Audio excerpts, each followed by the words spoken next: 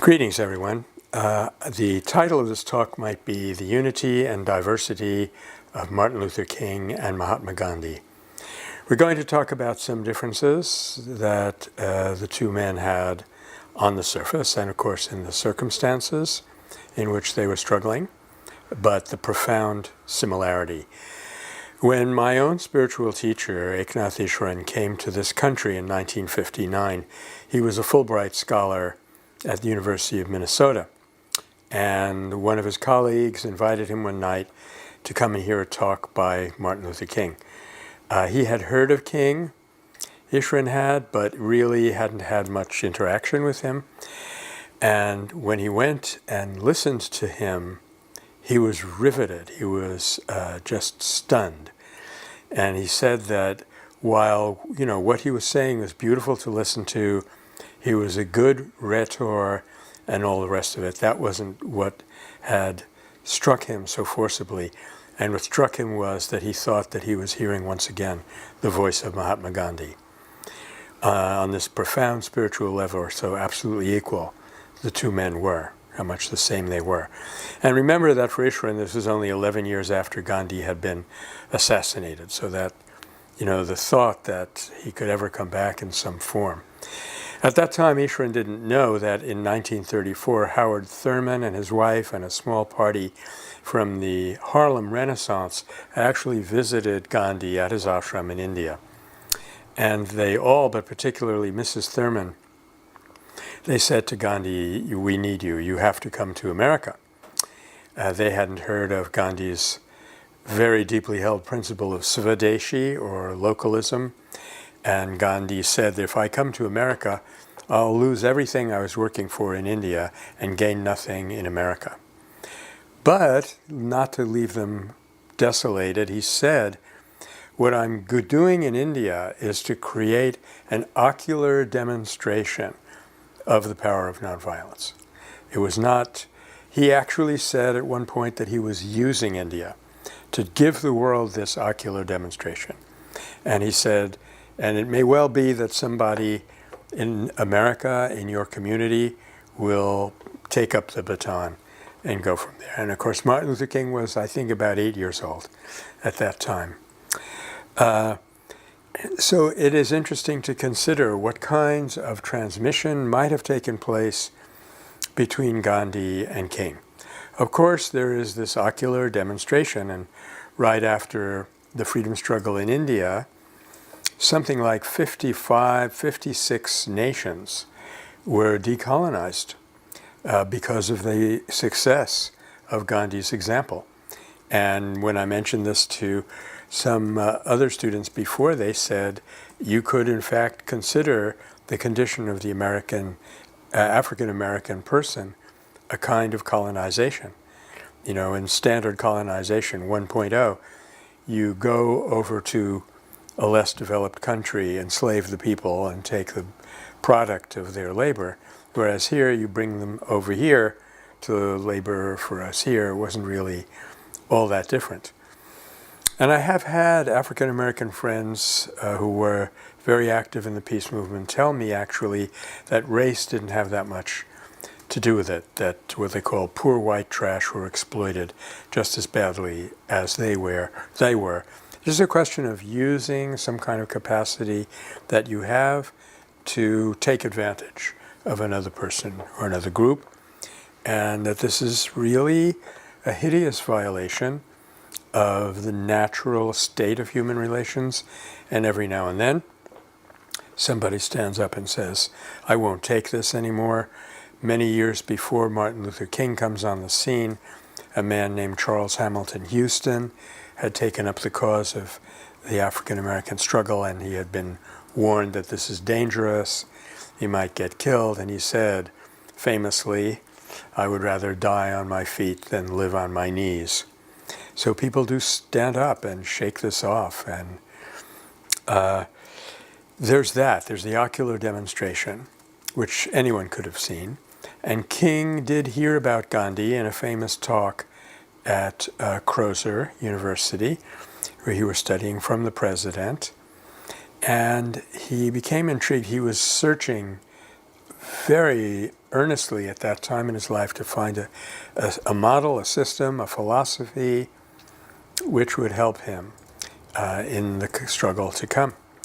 And he reports in Stride Toward Freedom, a book that I strongly recommend, that it was discovering Gandhi that showed him that, quote, the love ethic of Jesus was not just something to be played out between individuals, but that it could be used as a social force.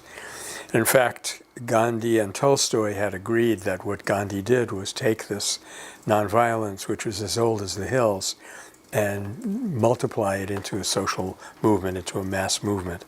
And really, that's all he had done. But there's also a kind of mysterious transmission that we have to reckon with. I'll tell you a story about, it doesn't involve King directly, but there was a satyagrahi, that is a follower of Gandhi's, in India, who, in order to take a break and get some R&R and recharge his spiritual batteries, he went to visit a famous sage in South India, in Tamil Nadu, whose ashram I've also visited, but he was alive at that time. His name was Ramana Maharshi. And this young man stayed in the ashram, felt really rejuvenated, was getting ready to leave, but something was bothering him, and the sage said to him, "Is something bothering you?" They can usually see. And he said, "Yeah, well, frankly, I mean, with all due respect, the world is on fire. This revolution is happening. People are being imprisoned, killed. How can you just sit there?"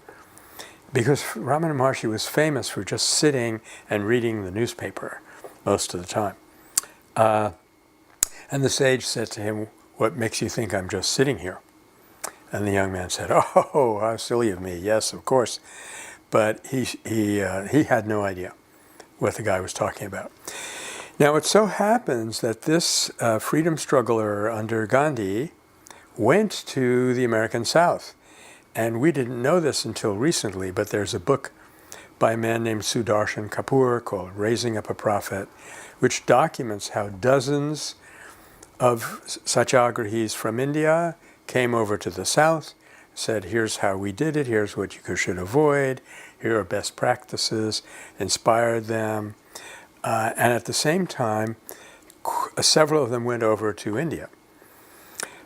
So this young man was one of those who came here, and he was invited to go into the apartment of one of the major activists in the struggle, and he saw on his mantelpiece a picture of that very sage, Ramana Maharshi, who was absolutely unknown in this country.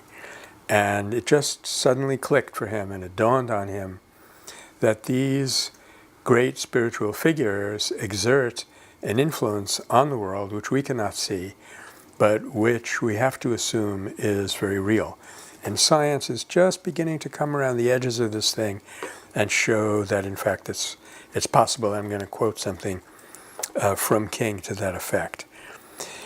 Now, there's a remarkable episode that hasn't been publicized, but talking to various people who are in the know, I'm convinced that this actually did happen.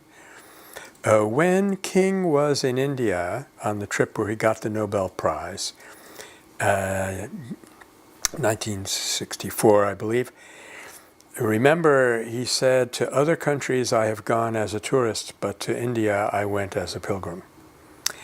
And he visited a home which I've also visited called Mani Bhavan, which is the house that Gandhiji used to stay in and work out of when he was in Mumbai, then known as Bombay. And on the second floor, I saw this room with a glass door. You can't go in, but you can look in, and you see this little cot and the spinning wheel where Gandhi stayed. And King said, "I want to go in there." Well, the custodian, or the proprietor taking care of the place, you're not supposed to go in, but kind of hard to say no to Martin Luther King Jr. is just getting the Nobel Peace Prize. So he let him in, and he stayed, and came closing time. He went upstairs and said, "Aren't you going? We're going to leave now. We're closing up." He said, "I'm not leaving." And King, he could pull satyagraha on you if you didn't do what he wanted. So he was a hard man to say no to. And with great trepidation, this person let him stay. And comes back the next day. It's around 10, 11 o'clock in the morning before King slowly comes walking down the stairs that I've also walked down, and quietly said to whoever was listening, "Now I can go back to my country and do my work." So who knows, what went on there, but some kind of tremendous inspiration, encouragement had probably entered his heart.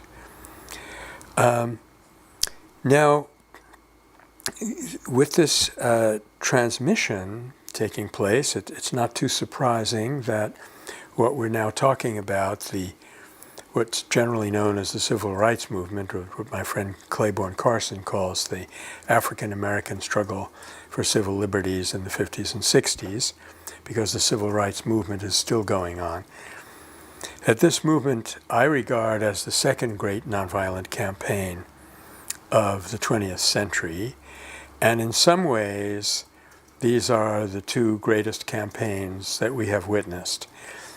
And I don't say that only because you had these spirit-led prophets at the helm of both movements. And King actually was not as in charge as Gandhi was, respectively, in India, but similar. But I'm not saying it just for that reason, but because of those men, you had a large-scale, principled nonviolent movement. And let me read you a quote that we actually have reproduced on a little wallet card from Martin Luther King. This one I'd like to go over with you and really analyze it point for point. And if you are participating in the course, it is on our Google Doc. And if you aren't, just let us know and we can share that with you. This is a statement of King's. "We will take direct action against injustice without waiting for other agencies to act." Okay, so already right in the first sentence we have an important principle. Contrary to the popular conception of nonviolence and the misconception caused by the word, which makes you to think that violence is real and nonviolence is you just take away something real, the violence, these men believed deeply, in fact I would say they had seen, that it's nonviolence, otherwise known as love in action, that is real. And violence is a disruption or a tearing down of the fabric of reality. And Gandhi even explained what we know as history that way. Back in 1909 in Hind Swaraj, his famous book, he said, history records the breakdowns of the even progress of Satyagraha. So given that nonviolence is a positive thing, not a negative thing, I hope you don't mind, that's our dog scratching her collar in the background. Given that nonviolence is a positive thing, it stands to reason that you would look not only for ways to obstruct, not only, as King said, non-cooperate with evil, but you would look for ways to cooperate with good. And both of them discovered this. Gandhi, being a Hindu and having lived a lot longer, systematized it into what he called Constructive Program. But if you look back at where Constructive Program begins, where do you get the first hint of it? It's in 1894, the first year of Gandhi's political activism. He's in South Africa. He talks about submitting petitions for redress of grievances delivered against the Asiatic communities there. But he also said efforts were also undertaken to improve the community itself. And that is exactly the tack that Martin Luther King was taking toward the end. I think often because of the distortion of our world, of our culture, people stumble upon Constructive Program after being involved in what I call obstructive program or resistance. This is exactly what happened here recently with the Occupy movement. So that's one profound thing that results from seeing nonviolence as real. the reality. The other is that you want to be proactive. You don't just want to wait for an atrocity that rouses your people so that you can strike out against it. You want to be doing things. And this is what King says here: we will not wait for other agencies to act. We're not going to wait for people to give us what we want. We're going to take it. Second sentence: we will not obey unjust laws or submit to unjust practices. Now, both Gandhi and King had a good grasp of what we call civil disobedience. That is, you disobey an unjust law, but you are not opposed to the principle of law. You are not, an anarchist or an anomial. You actually are obeying law in the following sense. The law doesn't say to you, you cannot vote. It says, if you vote, we're going to punish you. And so if you go ahead and vote and say, go ahead, punish us, well, that is the true spirit of civil disobedience. You are upholding the principle of law and pruning it of an unjust law. So King understood that, I think, just about as well as Gandhi did. And there were occasions when he would elicit resistance from the police, just as Gandhi did. Gandhi would say it's the duty of a resistor to provoke a response. King was famous for doing that. Okay, we're taking our time here. And King goes on to say, we will do this peacefully, openly, cheerfully, because our aim is to persuade. I mean, that is straight from the heart of nonviolence. We always say that in nonviolence, ideally what you want to do is persuasion, not coercion. Okay. We adopt the means of nonviolence because our end is a community at peace with itself. Relationships are almost more important than arrangements. We will try to persuade with our words, but if our words fail, we will try to persuade with our acts. It's called propaganda of the deed sometimes. We will always be willing to talk and seek fair compromise, but we are ready to suffer when necessary and even risk our lives to become witness to the truth as we see it. Again, every single item here is exactly principled nonviolence. If you are familiar with my book, Search for a Nonviolent Future, flip it open to page 108, and you will find a kind of graph in there, a pseudoscientific graph that I call the escalation curve. And I show that there are 3 stages through which nonviolent resistance must pass in accordance with the amount of resistance in the form of dehumanization that it meets with. The first phase is to convince with words, petitions and so forth. That's exactly what King is saying. But if our words fail, for example, if we have a big protest march and nothing changes, then you have to be ready to persuade with your acts. And that's exactly what we at Metta are arguing that the climate march has to do right now, the climate campaign. We've had a very vivid demonstration of the passion and the depth of our feeling. And if we don't get some significant changes, we have to be ready to do something more concrete. And in the end, if even that fails, if satyagraha does not work, and because you've started it late in the game or for whatever reason, it doesn't work, you do have an ultimate recourse, which is to be willing to lay down your life.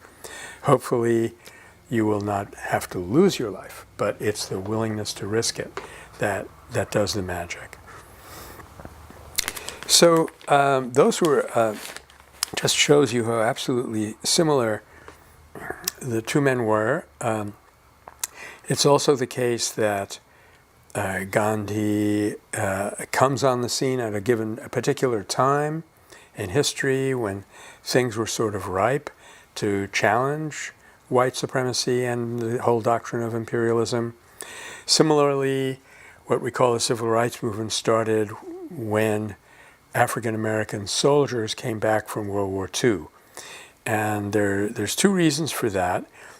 King points one out in his anti-Vietnam War speech when he says, We were taking the black young men who had been crippled by our society and sending them 8,000 miles away to guarantee liberties in Southeast Asia, which they had not found in Southwest Georgia and East Harlem. So you can imagine the shock and surprise coming back to find yourself discriminated against after you had risked your life for the country.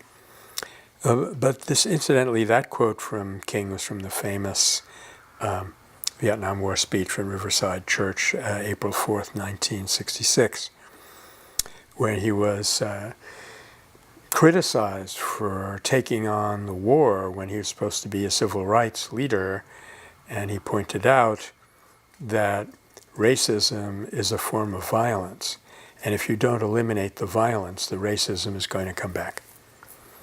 In fact, my overall assessment of what King accomplished is that he helped to delegitimate racism, but not violence. He had, in a funny way, a partner in the delegitimization of racism, and that partner was Adolf Hitler, because he gave racism a bad name. He carried it to such an extreme that you could see what it really was. You could see its true ugliness, and people were revolted by it. So in his extremely negative way, and in King's extremely positive way, he was able to really strike a blow against racism. Sorry for that image, but I think it kind of works. But he did not, I think, live long enough to accomplish what he wanted, and which Gandhi even didn't make much headway with, and that was to show that violence is wrong. Violence itself, whether it takes the form of racism or not only because it's the ultimate source of racism, but because it's wrong by definition. We know now that one person cannot injure another without injuring himself. There's scientific backing for this.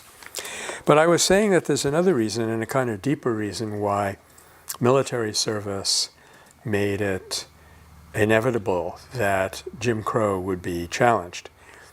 And that is that there seems to be a deep-seated feeling, very deep-seated feeling, people have it, societies have it, that you become legitimate by risking your life. You remember the Gettysburg Address. We can't consecrate, we cannot dedicate the people who died here, are the ones who get to do that.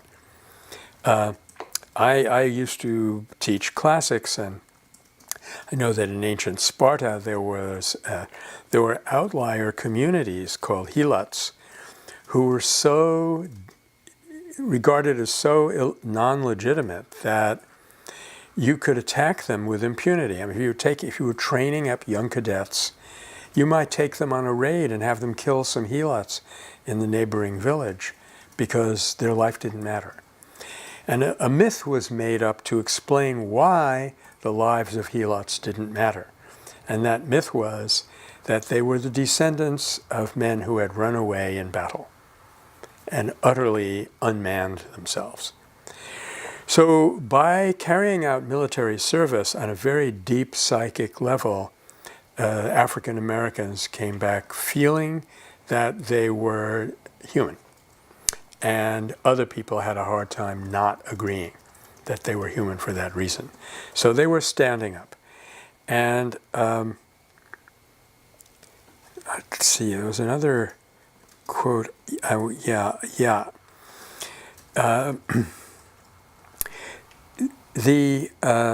to show you the depth of understanding that King had about what we call principled nonviolence as a positive force, he made a famous statement, at least it's famous to me. I think it's absolutely the key to the whole person and the movement.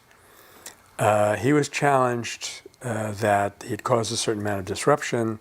Of course, Gandhi faced the same challenge. Look, you've got people arrested, you got their heads broke, and even some deaths. And Gandhi said, it little matters to me whether you shoot a man or starve him to death by inches. The British Raj was killing people by the millions. That's not an exaggeration. In the Bengal famine of 1943, the British Army confiscated the entire rice crop, of Bengal, and we don't know for sure, but somewhere between 1 and 3 million people died of starvation.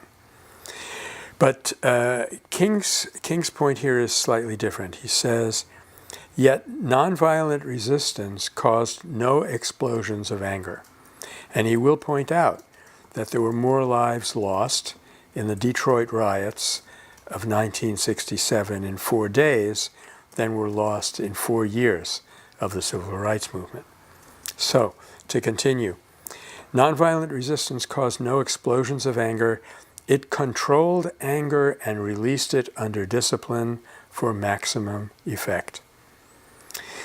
I can't emphasize that enough. It controlled anger and released it under discipline for maximum effect.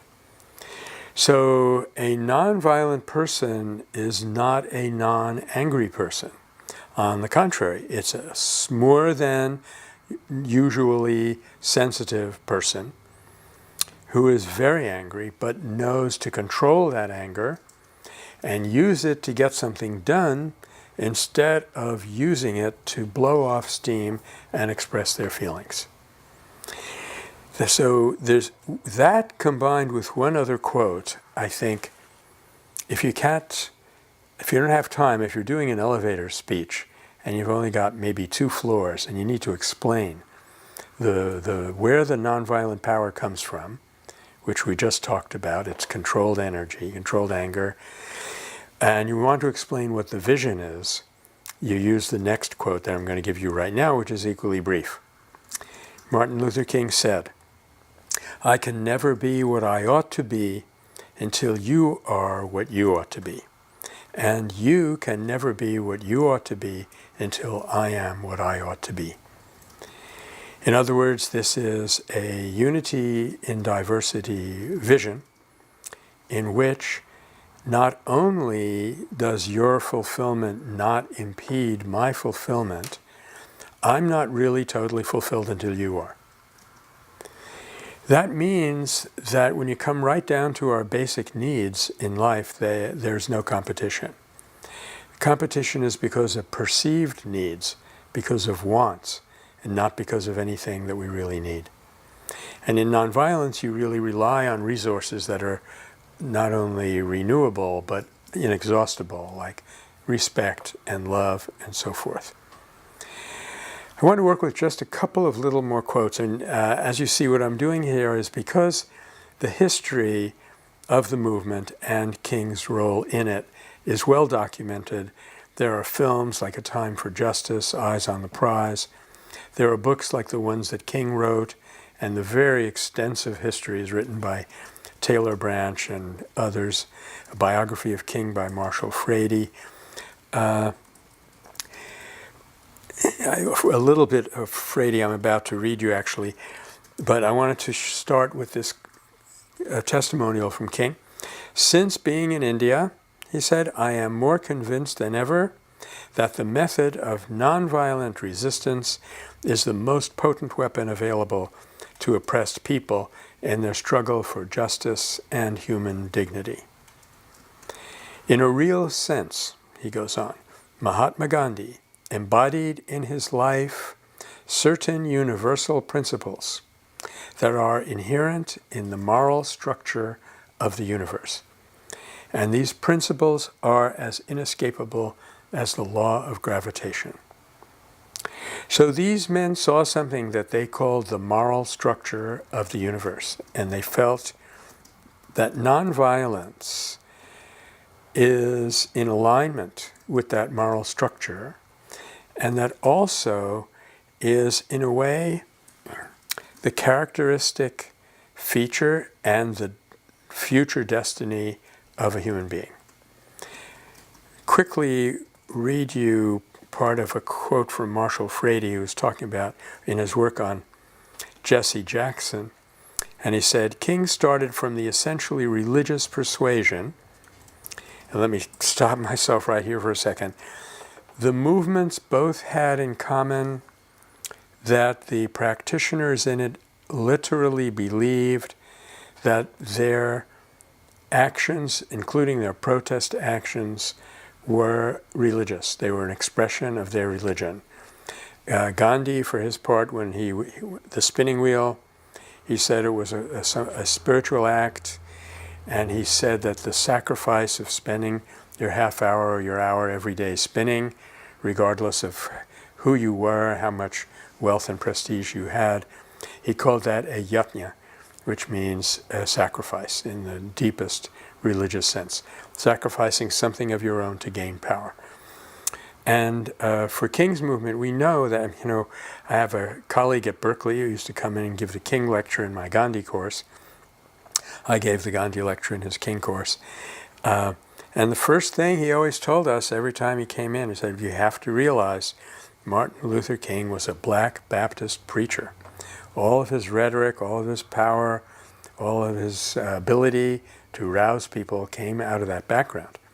And in the movement, people would take music that were spirituals. Like there was one that had the line, I woke up this morning with my mind set on Jesus.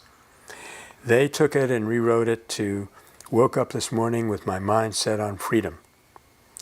And they weren't just taking a convenient song and with a melody that everybody knew and writing new words to it.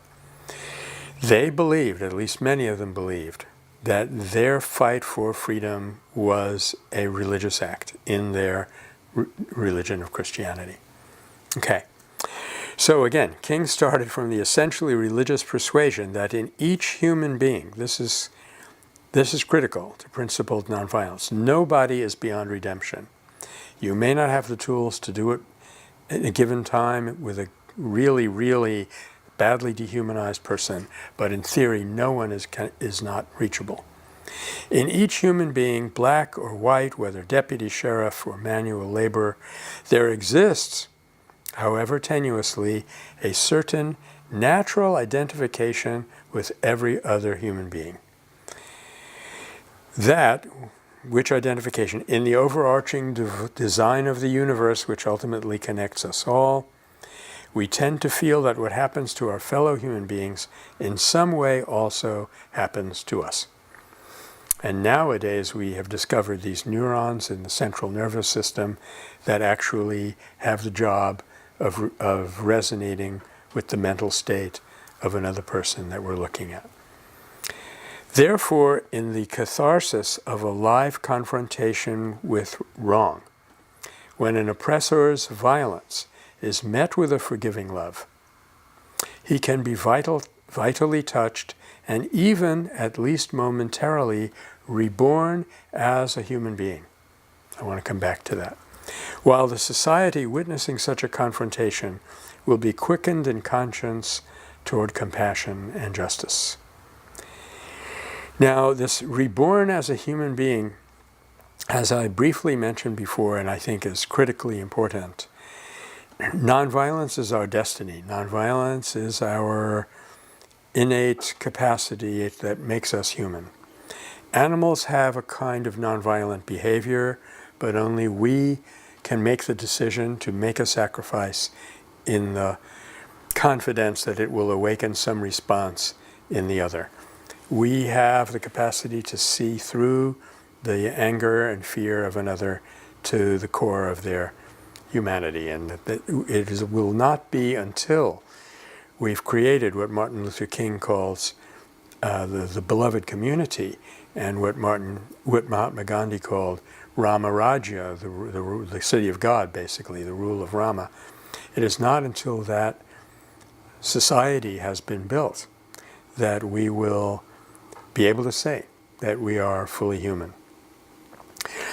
So I just want to share one other similarity with you, and then we'll conclude. You know that Gandhi, he believed deeply from the earliest days in truth, and he worked out what it meant in practice in the form of active nonviolence and love. And he struggled with that, and it took him some time to reach the position that we identify him with in his mature years.